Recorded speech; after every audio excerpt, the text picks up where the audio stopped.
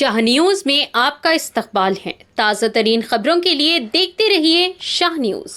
అందరికీ నమస్కారం। ఈరోజు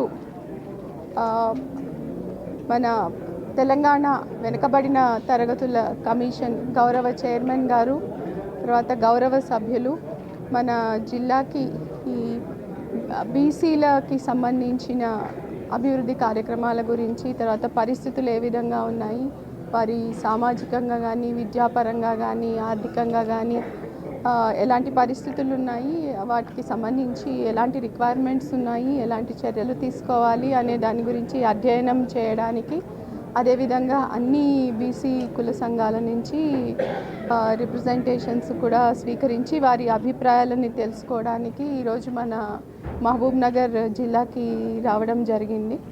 ఈ వెనుకబడిన తరగతుల మరియు సంచార జాతుల అభివృద్ధి, రాజకీయ పరిస్థితులు, విద్య, ఆర్థిక ఈ సమస్యల మీద, ఈ కులాల మీద ప్రజలతో వచ్చిన నాయకులు, కులాల యొక్క సోషల్ వర్కర్సు వాళ్ళతో ఈ అభిప్రాయాలు సేకరించడం జరిగింది.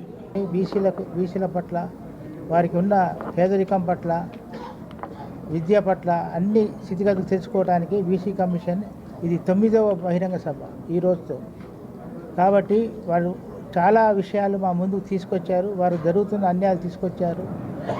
కాబట్టి తమాషా ప్రకారం వారికి కులగణన విషయంలో వచ్చే కుల శాతం బట్టి వారికి రిజర్వేషన్లు కలుగుతాయి. కాబట్టి ఈరోజు బీసీ కమిషన్ ఉమ్మడి మహబూబ్నగర్ జిల్లా కేంద్రంగా నిర్వహించినటువంటి పబ్లిక్ హియరింగ్ కార్యక్రమానికి చాలామంది రావడం జరిగింది. మిగతా అన్ని కులాల వాళ్ళు కూడా వాళ్ళ ప్రాతినిధ్యాన్ని ఇక్కడ చాటుకున్నారు.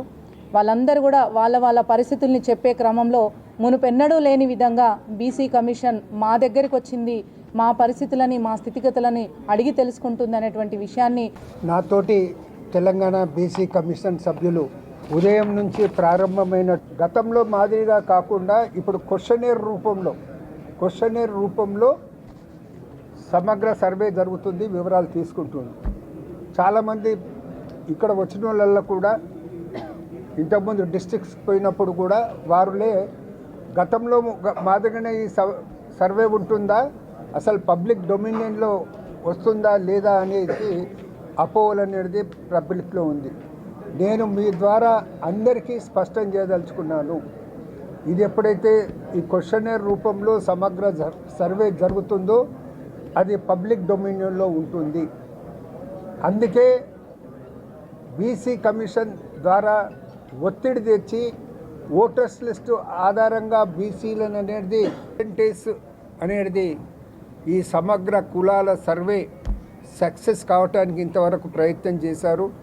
ఈ సమగ్ర సర్వే జరుగుతుందో అవకాశం వచ్చినప్పుడు సద్వినియోగం చేసుకుందాం.